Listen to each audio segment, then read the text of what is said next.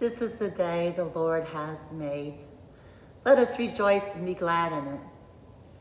Today's reflections are from Luke, chapter 12, verses 32 through 40. And I'm going to focus on the last verse, verse 40, because it goes hand in hand with last week's reflections about waiting, more specifically about active waiting as Christians.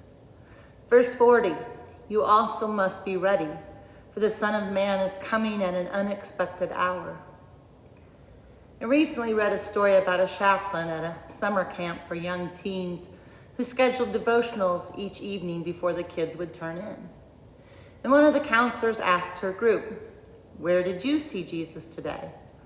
A very surprised and excited teen cried out, "You mean he was here today?"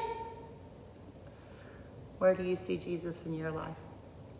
So often in our Christian life, we keep trying to see Jesus from our viewpoint, especially in our times of struggle, our time of waiting for circumstances of this life to change.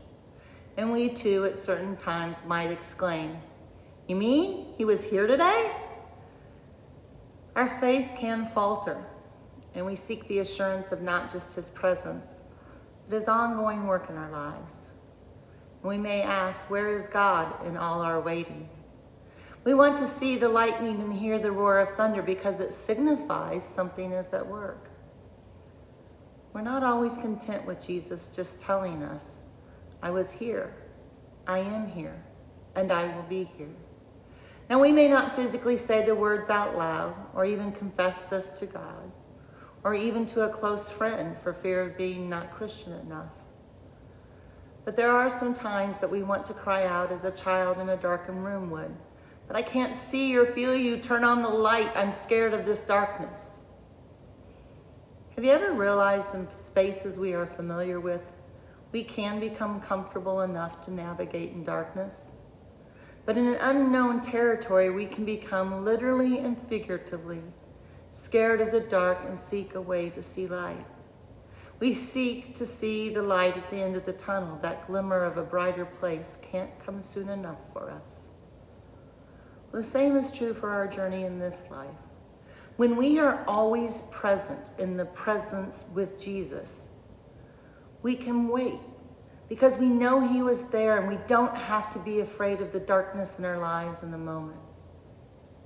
But we all are going to have to wait for some things. And in today's gospel, Jesus is teaching us how and where to wait. He says, be dressed for action.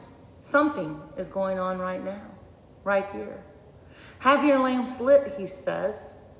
Why? Because there's something to see.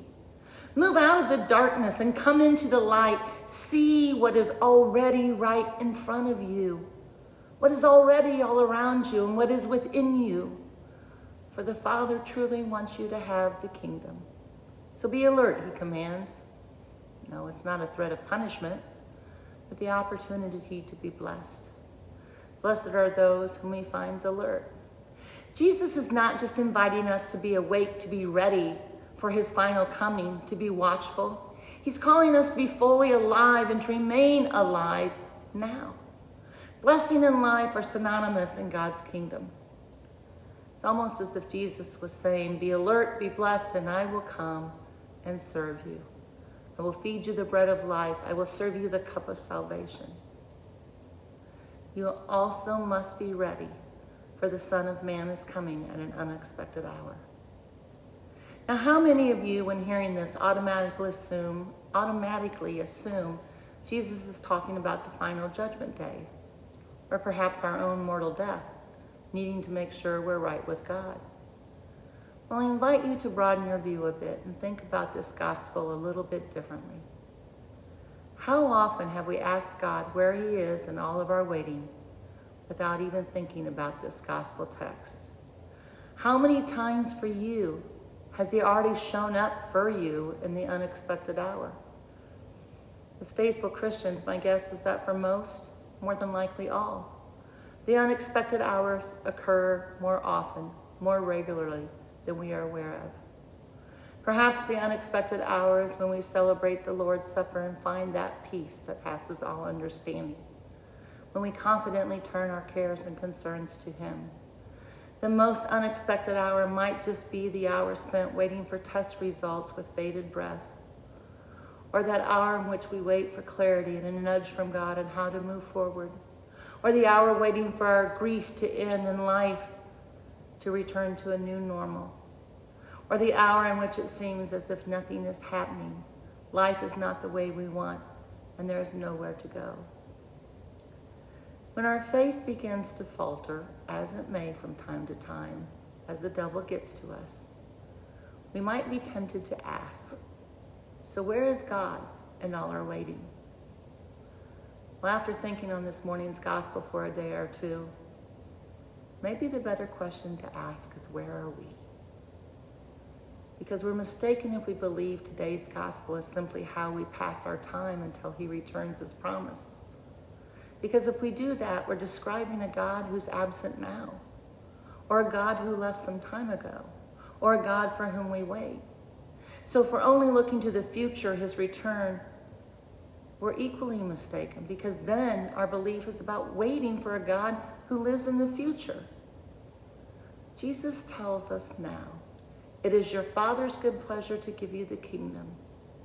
His message is about presence and being present even now. Have we missed that part of this message?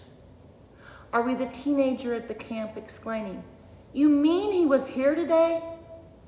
Trust that he was, he is, he will be, right in the most unexpected hour of your life. Thanks be to God.